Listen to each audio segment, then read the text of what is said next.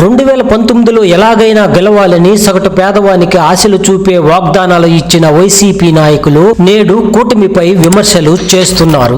ఎన్నో ఏళ్లు ముఖ్యమంత్రిగా అనుభవం ఉన్న చంద్రబాబు నాయుడు గారికి తెలియదా అప్పులు తెచ్చి ఇవ్వొచ్చని? కుప్పల తెప్పల అప్పులు ఒకసారి మీరు అలవాటు చేసి నాశనం చేశారు కాబట్టి తప్పని పరిస్థితిలో చంద్రబాబు నాయుడు గారు వాగ్దానం చేయాల్సి వచ్చింది.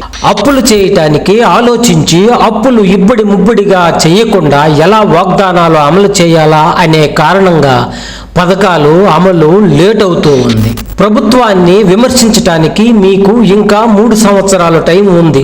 అప్పుడు వరకు మూసుకొని ఉండండి. కూటమి పరిపాలన నచ్చకపోతే ప్రజలు మీలాగే 11 సీట్లు మాకు ఇస్తారు.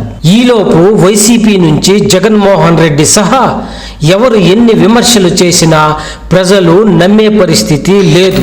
వాళ్ళు ఖజానా ఖాళీ చేశారు, చంద్రబాబు ఏం చేస్తారులే అనే అభిప్రాయంలో అధిక జనం ఉన్నారు. మీ వైఖరి ఎలా ఉందంటే, త్వరగా అప్పులు తెచ్చి మేము రాష్ట్రాన్ని సంకనాకించాము, మీరు కూడా తొందరగా నాకించేయండి, మాకు 11 సీట్లతో మూల కూర్చోబెట్టారు, మీకు కూర్చోబెడితే మేము వచ్చి ఇంకా నాకించేస్తాము అనేలా ఉంది.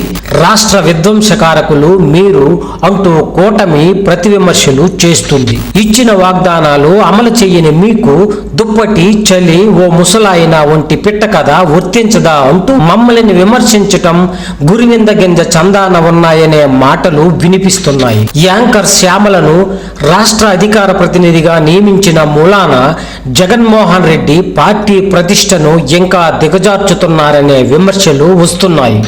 రాజకీయ పరిజ్ఞానం లేని కారణంగా ఈమె ప్రెస్ మీట్లు ట్రోల్స్కు గురి అవుతూ ఉన్నాయి.